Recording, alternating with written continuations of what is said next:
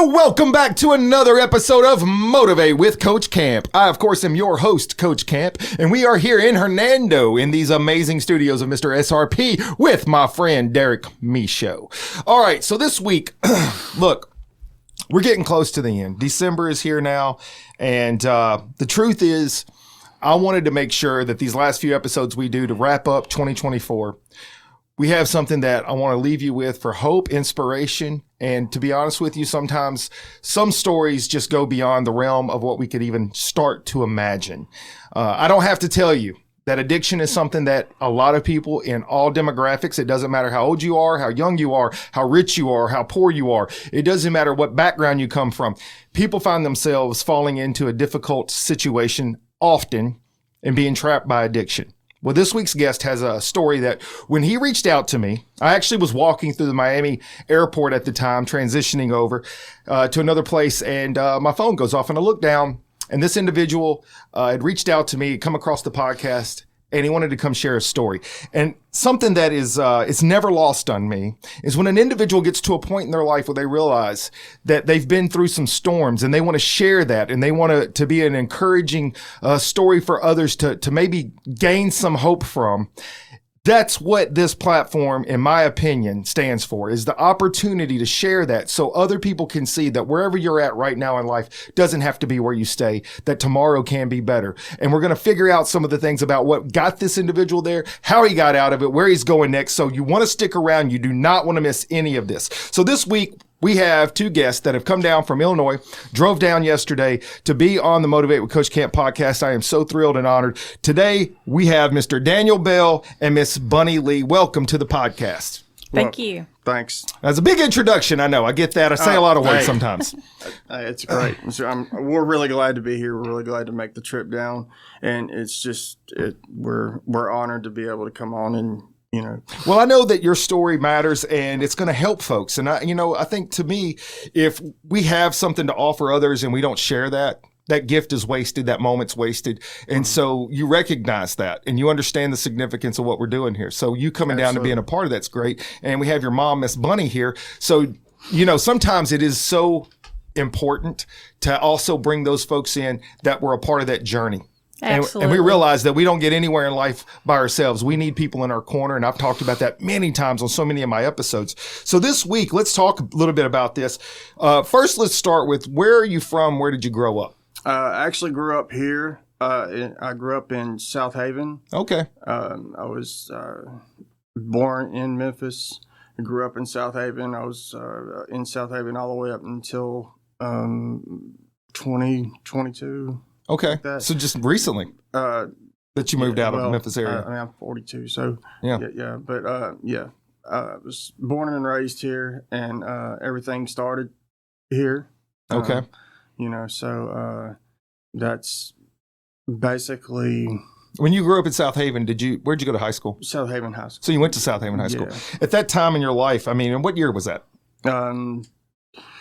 I graduated in 2001, so. Okay. Yeah. So not too awful many years ago, right? It's 20-something years ago, but still relatively close. Mm-hmm. What was life like in South Haven for you at that time? At that time, it wasn't bad. Actually, life wasn't bad at all. Up to around 2000, 2001. That's when things kind of started to take a change in my life, a drastic change. And it's one story I haven't really relayed to yet, but there's one incident that happened in right there in 2000 where a friend of mine had gotten shot. Okay. One of my best friends, and that incident in itself kind of led me depression on a different path, just kind of out of the normal school routine, graduating, moving to college, going on and doing something else, to basically looking for something to escape that grief, the sadness. Right. I can only imagine. In 2000, how old were you? I was 19. 19. Yeah. So you're right there on the cusp of becoming an adult, right? So that people say at 18 you're an adult, but let's be honest, it takes a few years really to kind of get your feet on you for most people, right? So that's fair. And at 19, that's a life altering moment. That's a big thing to lose a friend, and And so up to that point, though, things have been fairly normal for you. Is that what you're saying? Yeah, things have been fairly normal. Just basically living life and going to school. And I got my GED from Northwest, and I was trying to just kind of see what's next, in life. And that's when this disease hit me. Is in that time frame in there. And so at 19, whenever your friend is killed, that alters maybe what you're thinking about who you are, where you're going in life. Mm-hmm. So pausing on that for a second, Mom, what kind of kid was he growing up? I mean, energetic, into things, sports, what kind of stuff? Right. Yes, he did. He was a football player for South Haven. And he and his brother were just constantly in motion, speed skating, bowling, biking, you name it. They were just the regular all-around kids and did pretty decent in school. What was the age difference? You said brother. About 3 years apart. 3 years apart. So probably typical brother stuff, arguing, fighting over things, normal stuff right there. Yeah. You're not going to so much admit it, right? It's normal. Look, my brother and I were 6 years apart. And he'll tell you I used to beat him up all the time. I don't know that that's true, Daniel. I don't know. That's what he says. It's only up to a certain point, and then it just up to a certain point. Yeah, when we were younger, 12, 13. But when it started getting into 16, 17, it was more just like a bond. Y'all became buddies. Yeah, it was more. Yeah. Yeah. And so at 19, what's the first moments that take place that you see there's a change, or maybe you don't recognize what actually happened? No, there was a defining moment right there in that time frame. I don't like to bring my brother into any of my stuff, but it was just an acquaintance that we had, that kind of lived close to us, and so I had a football injury. And I was taking some painkillers and stuff like that, but I hadn't been introduced to anything else at that point. So it was just like the stuff you would get, lower tabs, Percocets, just the basic stuff like that. Gotcha. And then and I had gone through that before in the weeks or months prior to that, and just gone back to school, do what I had to do, and that was it. But there was just one day where that changed, and it didn't change in Memphis. I didn't have to go to Memphis. It happened right around the corner from my house, and it was just a mutual acquaintance, and ended up going over there, and it was a situation where they were already into Dilaudid and the needle and all that, and so he had gotten kind of a feel for what I was going through, because I guess I was talking about the pain I was going through and all that, and he's like, what, it's a lot better, and so what injury did you have? It was a back injury, it was lower back injury, and it was terrible at the time, but at the crazy thing about it was getting over it. I was almost past that, and that's what tears me up even to this day, is I was almost past that, and that day is when he said, well, there's something a little bit better I can give you, like. So he introduced you to the needle for the needle first drugs. time. For the first time. So when you take, what is do you know the dosing? Yeah, it was a K4 Dilaudid. Okay. Yeah. And so when you shoot when you shoot it up, what is your immediate feeling or response to that? If you remember. No, I remember vividly. I mean, you just, all the euphoria hits you. That's what a lot of folks have kind of explained it as. Like, you feel like all of a sudden you're king of the world. You can take on anything. And it's not just the pain in your back that kind of fades away at that point, but it's everything else too. It's all the grief. It's everything else that I had thought about that day that was going on in my life up to that point was just gone. Yeah. And I just, the euphoria and just the that feels really good, and then so you get that at that age, and you're just like, okay, so. Did you know anyone else before that moment that had done those things? Or had been doing those things? And I say those things, I'm talking about shooting up. I'm not talking about I'm going to be I'm completely honest with you. The guy who did this told me and looked me in the face and told me that if I do this, he said, this will take everything you have. So he wasn't just talking about the pain. He was talking about my everything. life. And so he didn't want to do it. Okay. Yeah.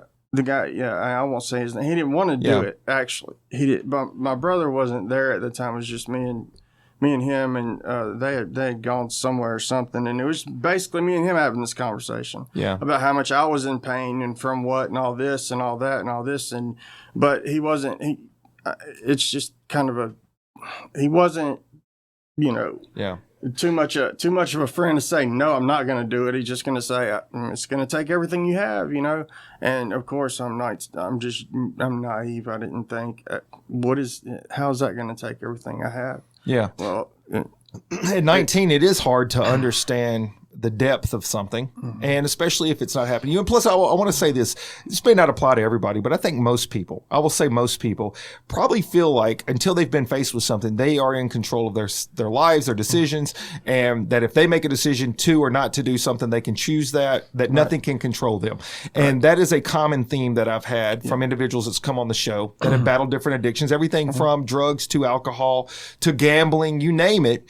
People find themselves seemingly tiptoeing into something innocently, not seeing how dangerous it can be. And by the time the recognition starts to hit of how dangerous it actually is, they're in too deep. You're in too deep. And so for you, that one time taking it, now here's the thing I'm hearing from you. Correct me if I'm wrong. You're not trying to play a victim and you're not trying to blame someone else. No. But in the end, you are recognizing the moment of how it took place and how easily it happened. And I think that is a good part of this message right here. People recognizing that it doesn't take much. It can only take one time. And even though you think that it's not going to happen to you, so does everybody else. That one shot led to 22 years of hell. Of addiction and hell. Mom, did you recognize or did you see anything immediately? So he's 19. He talks about this. I'm assuming he doesn't come home and say, hey, Mom, guess what I did today? No. I wouldn't think so. So there comes a point in time, though, you start to see a change. How soon did you start to notice changes in Daniel from the age of 19 to when did you say, hey, look, something must be going on here? Well, I have to say he's pretty crafty and talented and subtle and kept a lot of that from me. Mm-hmm. It might have been situations where I saw him just like really happy and a little more energetic than normal. But he kept all of that from me. I never saw needles. I never saw pills. You didn't see like personality changes, attitudes, other than being maybe a little happier at times, but like nothing that was a hard shift. No, I didn't see the hard shift. Yeah. I did not. He kept that from me. It was probably years later after adulthood. Did you have any experience with addicts or addiction prior to these moments? Oh, no. So you hadn't been around any of that kind of stuff, right? No, I still run 3 miles. Okay. And take supplements, and I'm not on any medications and never have been, and just, Miss Natural, Yeah, so ultimately, all of this is foreign to you. You don't know the flags to look for. Right. I want to I'm building some of the story here because, man, this is where people really can connect with stuff. Mm-hmm. I have a good friend of mine, Shannon Fouts, that had come on my show a year ago. And her son, she was a nurse. She's an ER nurse, been a nurse for over 20 years. She has seen personality traits. She has seen the dangers of things. And her son committed suicide at the age of 15. She never saw the flags. She never saw anything other than what you're saying, a happy-go-lucky son that shielded her really well. And then when the moment happened, there's nothing she could do about it. She never had another chance. But that's what she talks about, is here's a person, she had a trained eye. You get what I'm saying? She is very well versed in what to look for, and she didn't see it. So as a mom that's not been a part of anything like that in your life, it's not surprising that you didn't see, because people, I think sometimes that's not seen this or been through it, they will naively think, well, she probably saw stuff and ignored it. She probably just brushed it. She probably took up for her son, but that's not the case. No. That's not the case, because you don't know what to see. You don't know what to look for, and you were really good at hiding it. He was very good at it. If you ask her today, or if she sees it today, she notices it before I do. Well, of course, yeah, because she's been down the road. Right. That's the point, right? Yes, and that goes, to what you're saying. You do not see it happening. It's hidden in plain sight. And when you're that young, absolutely, and at my age and the maturity level I was at that time, You know, you just don't see it. You don't recognize it. And for yourself, you didn't recognize that's what you were stepping into. All right, so let's move forward a little bit off of that. So here you are, 19, and you take it for the first time. How soon after the first time do you find yourself seeking it, craving it, needing it for the second time? Immediately. The same day? The day after. The next day? The next day. And how are you able to acquire this? Just a mile and a half away from the house. I never had to go into Memphis starting out. It was always you had an immediate supply. Yeah, it was just brought right down to me. I just go around the corner. All right, and the next question, and so all these things fit into a big puzzle here. But how much does this cost per shot? Back then, we're back then at that state, and we're not talking fentanyl or heroin. We're talking. Dilaudid K4s, they were around $10 a piece. So for $10, did you find yourself needing more and more each day? It's progressive. So I mean, at first, one, not every day, but every couple of days. Yeah. And after a few weeks of that, basically when money ran out, or stuff, what you're talking about, when the money runs. So that's when withdrawal. That was my first experience with waking up and going, what's going on here? So why can you not control how you're feeling right now? Yeah, why this is not not right. Nobody told me about this. Right. So the price part of it is interesting to me because this is also a pretty common conversation piece, is prior to getting whatever that addiction is going, that person, they may find themselves struggling to pay bills, to, go to work on certain amount of time, maybe overtime. They're doing all these things and they're struggling to make ends meet. But yet whenever you find an addiction, something that your body craves, you find a way to get the money constantly. And so you're talking about, maybe 3 times a week. So that's, $30, 30 times 4 is 120. So it's $120 a month. Well, that starts to add up. And eventually you find yourself where you need more and more money to get more and more drug, but you're probably less and less productive not being able to go to work. So where does that lead you to? Well, at the same time, it does. It's progressive. The illness is progressive. I wanted more, because I started building a tolerance to it. So, and then, I wasn't working at the time, wasn't doing anything, but I did end up getting a job at the time. And so I was trying to balance getting to a paycheck through the withdrawal and around that, and so the cost ended up being with a job, more than half my paycheck. Wow. And at this time, and how old are you whenever you start to eventually get to this point where you don't have enough money to supply the habit? How many years or how long is that? It didn't take me long at all. Less than a year. And I was arrested. I got into trouble. So that's where we were going next. Is at what point do you find yourself getting caught? That's when. That's the first the first point where it had gotten to that level, and it didn't take long. So by the age of 20, you are caught with some drugs? Yeah, and. Arrested? You spend time in jail? I had a possession and charge in DeSoto County, which anybody that's from DeSoto County knows that means jail time. So I was sentenced to a year. They ended up giving me a year. I did a year in Parchman. So they gave you a year and you did a year? I did it. Well, yeah. Luckily, after I got shipped to Parchman, it got cut back a little, but not a whole lot. And you're not in the county jail. You go to prison. The big boy dog. That's where all the peoples are. Yeah. Mom, what is that like for you? First time? Is that the first time you found out there was a problem? Was when you got arrested? I think that was when. Yeah. I mean, basically, that's when I realized that. What the heck happened? There's something going on. You have drugs on you. What is that? Yeah. What happened? And so when he goes to jail, what's that like for Mom? Because he's 20 years old. He's still a kid. Right. It's just devastating. And then just the humiliation of going down to a prison and having to be strip searched and put on a bus to go to the whatever camp he's in this maximum security facility.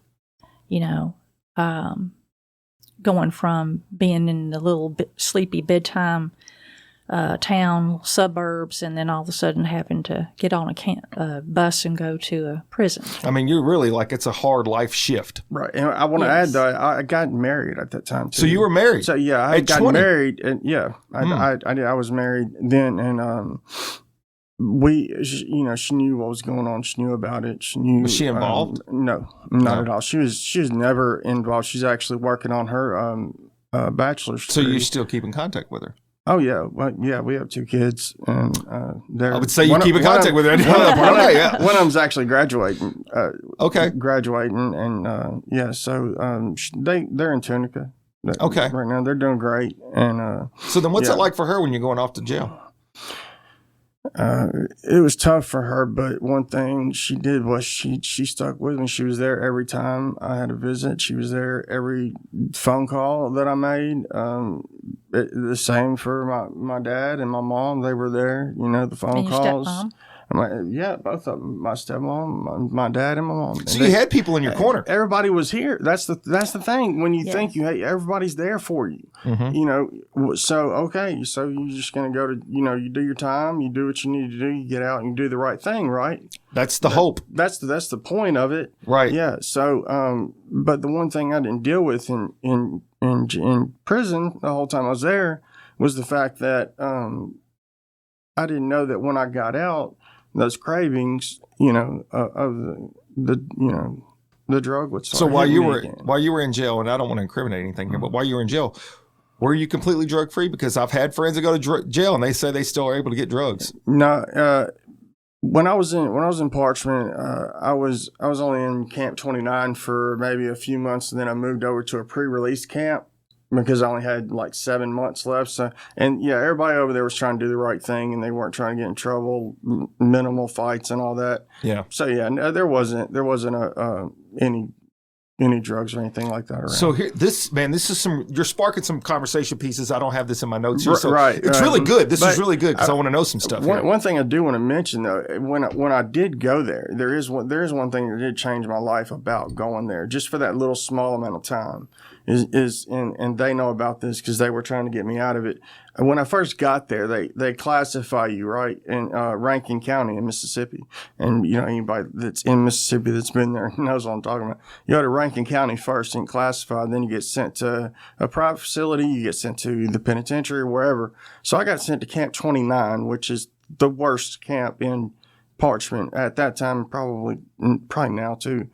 And so I got sent there, and when they told me, when I got off the bus, Bell 29, I'm like, I'm trying to get back on the bus, I don't know, not me. Yeah. But I ended up going there. So the brief stay at 29, the first week, I witnessed some things that changed my life. So, I mean, for the worst. And then they didn't help my mindset when I got out of prison. I'm very intrigued, but I will not ask you if you don't talk about it. I mean, it was just basically somebody getting beat to death, like right in front of you. And, and as soon as I got there, my cellmate told me, he asked me how much time I had, and I told him, I was like, and so he took my timesheet, ripped it up, threw it in the toilet, and flushed it. And he said, if anybody asks you, you got 7 years for armed robbery. They will kill you if they know you have 7 months in here. Yeah, I mean, these people are doing 60 years life sentences. Wow. So, he actually, he saved my life just being in there for that short time. Wow. But, so that happened. She was, Amber was there for me. My family was there for me the whole time I was in prison. Then I got out, and it wasn't long after. So let me start you right. So we're going to get back to this point, but I want to ask a few questions. Yeah. So when you have people in your corner, people think, all right, well, that's going to work for him. Mm-hmm. You see such a tragic event happen in front of you. They say, all right, well, that's going to work for him. You're away from drugs for 7 months.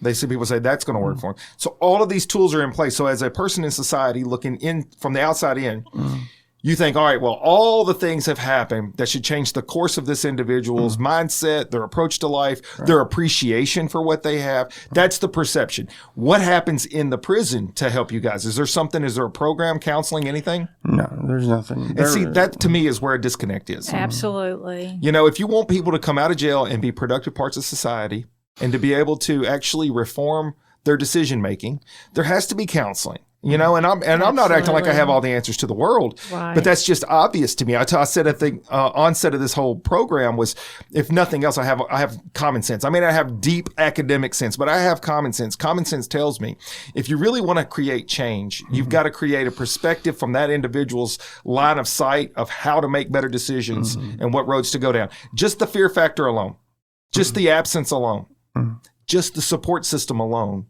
didn't get you down that road. Okay. And so when you come back out of jail, how long is it before you make another decision that starts to take you down another path? You talk about going to jail, going through all that and everything. Should be enough, right? Should be enough. That's the end of it. I'm done. I've seen that part. I saw that was horrific and all that. But then when you get out, you have peer pressure. You have nothing changes. And that's what I've learned about not just from there, but through this entire process of addiction, is that nothing changes. Nothing changes. You have to change it, and that's something I didn't do when I got out. And so you weren't really given tools either to do that. No. I'm not blaming anybody, but sometimes a person doesn't know what they don't know. Right. Yeah. And you need somebody to inject some. So maybe you listen, maybe you don't. But without those tools, and sometimes your family members, they want the best for you, but they don't know how to give you those tools. Right. And you got to think about that when somebody has a record, that's what I think hit me the hardest is when he got out is, okay, time served. Now you can get out there and get a job. You can go back and be contribute to society.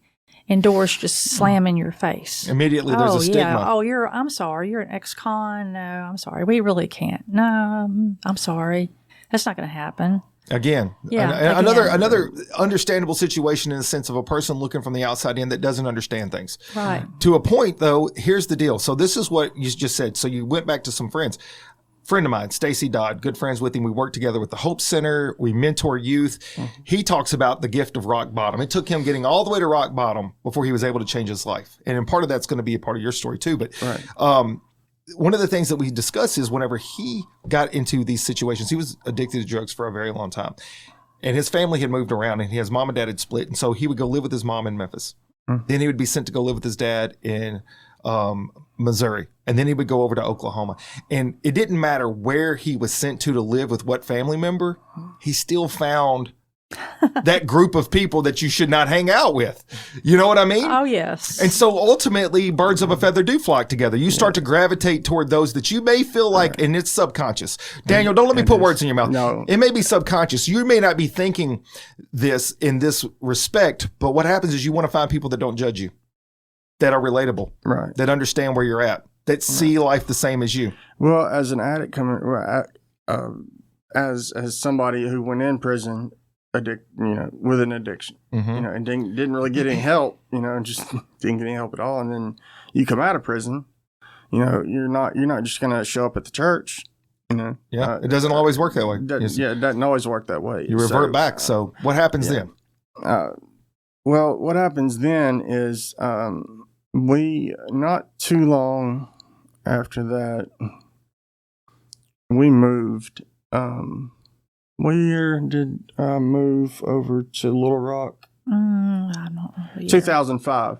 It was 2005, and I know it was 2005 because between the time I had gotten out of prison and in 2005, me and my brother were using together that whole time. So had he used before you did the first time? Just curious. Just what I was doing, the pills and stuff. Okay. The hydromorphone, the Dilaudid came on kind of at the same time. Gotcha. So when I got out, he was there, his friends were there, my friends were there, and nobody was doing anything but feeding their habits.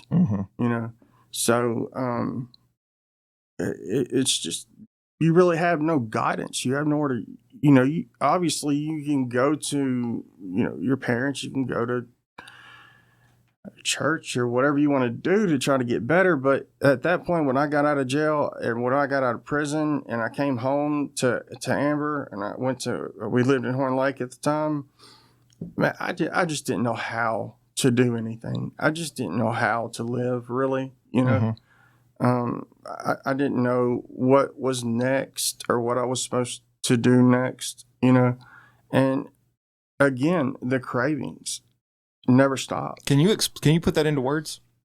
How do you describe a craving? I can. A craving for me, it is, it's a physical feeling combined with an emotional response to thinking about the drugs, to thinking about the drug or how it, and it's intensified by situations that cause stress, worry, tension, stuff like that. Those are the ways that I responded to those emotions before I went to prison and all that, was to use. So when those emotional responses come up, when after I got out and you got to get a job, you have to do this and this, we got a house now and we're doing all this, and it's just like the stress and so a craving was a way to escape, and although it is a very physical, physiological response in the body that you feel. It's a mental process that brings you back to wanting, to use, and it's a Band-Aid to a gaping wound. Exactly. It's not going to be something that's a long-term fix. No. And then ultimately, on the other side of this, I don't have to tell you, people that have been down this road know this, it only creates a bigger problem. And so when you're trying to run from something, it ultimately is going to win in the long run whenever those kind of decisions are going to just propagate the problem even bigger. So meanwhile, you're still married. You went to Little Rock. Before I moved to Little Rock in 2005. Now, the night before I moved to Little Rock, I left 201 Poplar. I was in trouble again. All through the 2002, 3, 4. We were doing things we shouldn't have been doing, and it was progressive, and it wasn't dilaudid anymore. It was heroin.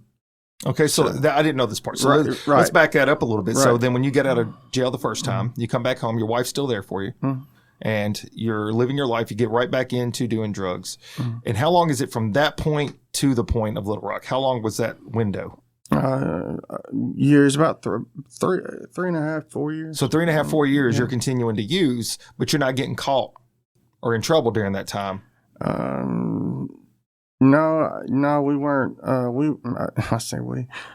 weren't getting caught or anything during those times. No, actually, I did.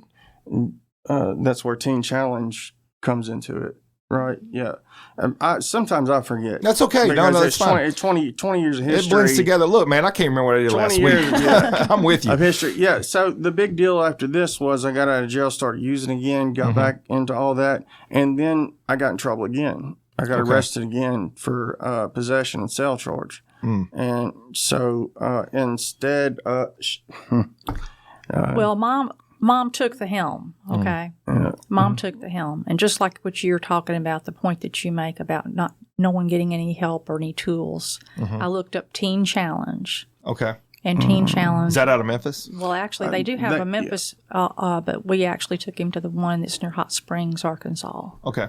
Okay, so I faxed all the information to the judge about the facility, and that my wish was, do you want a revolving door convict, or do you want someone that can go somewhere and get a different perspective on life that will help him?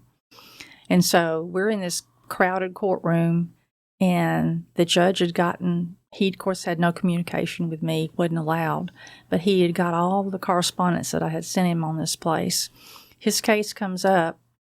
They're getting ready to sentence him somewhere or do something.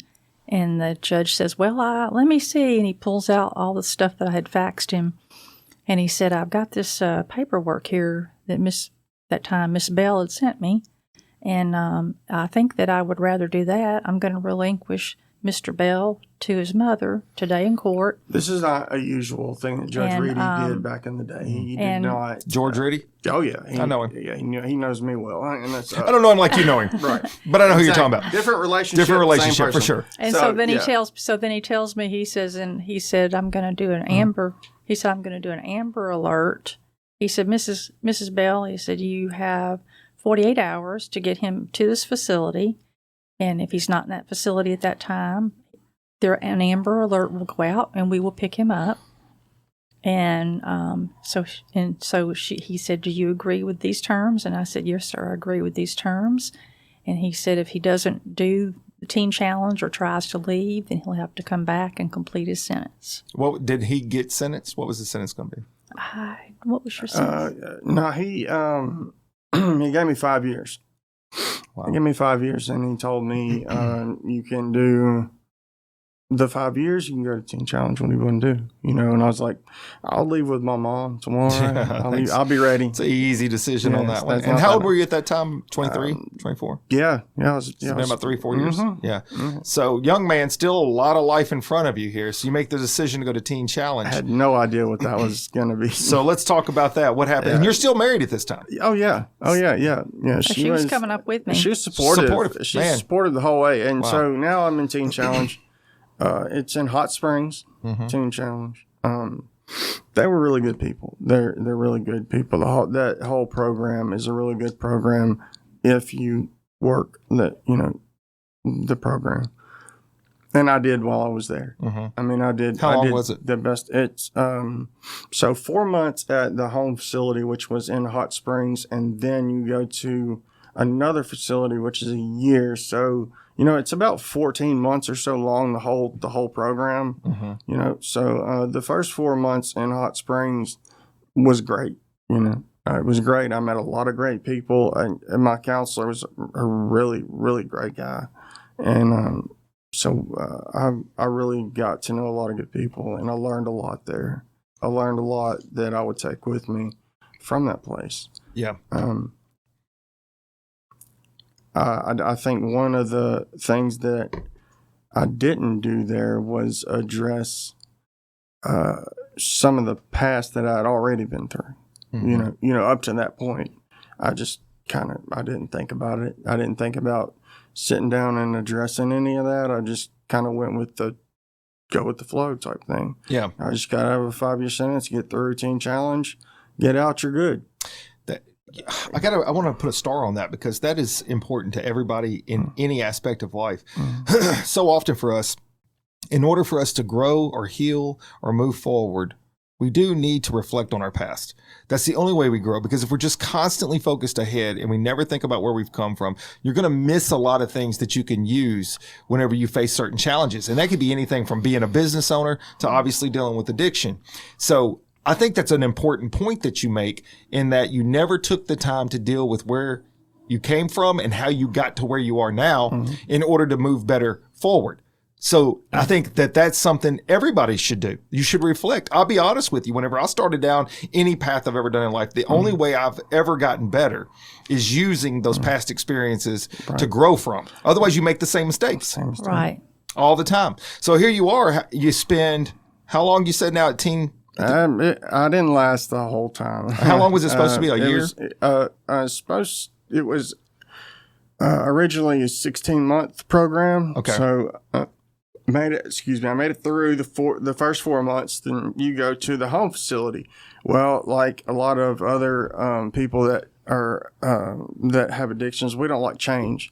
And so going from the 4 months that I was at this one place to a larger place with more people and different schedules and different attitudes and different, environment. And I'm just like, just no. Became overwhelming. Yeah, it was just like, no, not this, And so I think that the part of me that didn't stay strong through all that and complete that is something that I obviously reflected on and regrettable in the long run. Yeah, regrettably, because those times, the challenging times are when you grow.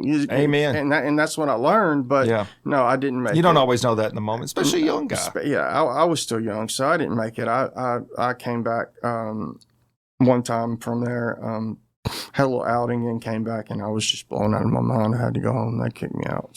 So what happened then? You had to go do your sentence? I went back and I had to do, what was it? Just it wasn't that long. He did put you in, but he put me in for I think 4 months. Judge, he was like, "Okay, I got to do 4 months and you're done." So because I made it 4 months, I made it 4 months into it, and then even though I didn't do the other 10, I think basically what I told him in court was the truth of the reality of my situation was that, the place he sent me to, which is Christian, it's a Christian-based program. Mm-hmm. There's no smoking, there's no nothing. It's, you're strictly, it's by the book Bible stuff from time you get up to time you go to sleep. Mm-hmm. You go to chapel in the morning, chapel at night. You go to church on Wednesday, you go to church on Sunday. It's, And they have work details. Yeah, work details. Your punishment is either going to be to dig a 6x or build an altar up a hill and down a hill. It's that kind of program. Mm-hmm. But I just never, I didn't, that didn't bother me. I never got in trouble there. I flourished there. Under that.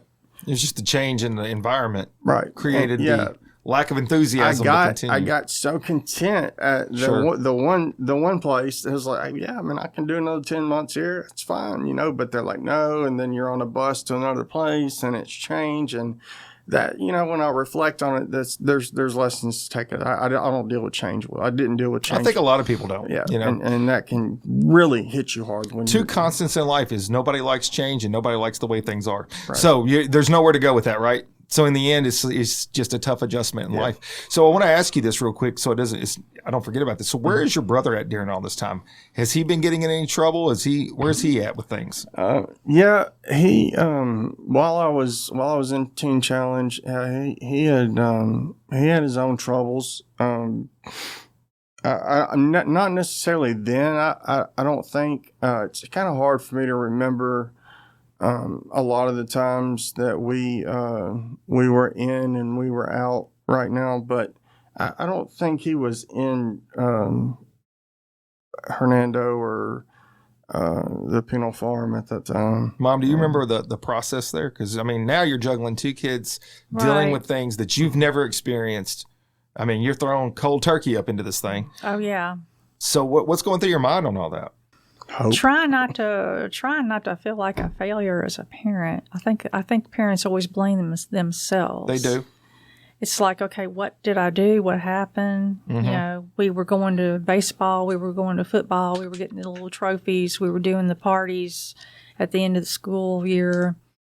We had normal friends. What happened? Mm-hmm. And you always want to blame yourself for it, And one place that they were in and out of is, can I say it on air, a Delta? Mm-hmm. Yeah, they were in and out of Delta. Yeah, they won't acknowledge that I was there, but you can acknowledge that I was there. Yeah. Delta Medical Center, it's up on Getwell. Used to be. I think they closed down, Yeah, they did close down. Yeah, Joe told me they closed. But that was our frequent. That was one of our frequents. I've probably been there for detox about 30 times, maybe. Oh, wow. Yeah. And Bobby would go there. And Bobby, my brother as well. And the doctors there sometimes would meet me at the door, and they would look at me, and they would say, "You're going to wind up in here." And I'm like, "What?" And they're like, "You're going to wind up in here because you're going to wind up in the mental ward because of these boys. They're just a swinging door here. Mm-hmm. What's going on?" And Can I give a perspective on this? Yes, please. So, because this being a firefighter paramedic, working in the city of Memphis as long as I did, seeing as much as I've seen, and the whole spectrum, right? So from the absolute lowest income, most impoverished areas of being addicted to crack to being on the nice end of Memphis, over in East Memphis area, where people are addicted to cocaine, other drugs. There's no demographic that's left off. What is a common thread is this. Those family members that care so deeply for that person that is struggling and going through those difficult times, you're right. They have the feelings of guilt. They have the feelings of hopelessness. They have the desire to fix things and hope that things will get better, they often have no idea what direction to turn to try to get that help. That is, I'm telling you, from the richest of the rich to the poorest of the poor. So I'm pointing that out because it does not matter where you come from. When drugs become the focus of a person's life, the only person that can ever truly make that change is the individual. And that's where a parent can feel so helpless because you want to do something and you're willing to do whatever, but you don't know what to do. And ultimately it comes down to that individual, and making that person realize that is not so easy. It's not so easy. And now you have two boys doing this. So here you are. Look, your brother's going through these things. You're going through these things. And I'm going to dare say at 24, you know you got problems. It's not a mystery to you anymore. No. You realize where you're at's not a good spot. All right, everybody, that is going to be the conclusion of this week. Look, this is one of those stories you just cannot get it all in one episode. So I'm going to ask you guys, come back next week and hear how Mr. Daniel and his mom have started to put the pieces of their lives back together after so much tragedy, and they're going to continue to move forward. I know that you do not want to miss next week. So I want to ask you at this time, go to my website, motivatewithcoachcamp.com, subscribe to my YouTube, and until next time, Coach Camp out. I love the chase and the hunt, and I set the pace when I'm running. I always take what I want and I always give it 100. Don't need a bank, no I'm funded. Play the game like it's nothing. I'm always thankful for something. Don't take for granted, stay humble. Now wake up! It's time to look at the enemy. Look in the mirror if he is no friend to me. It's not working out, maybe it's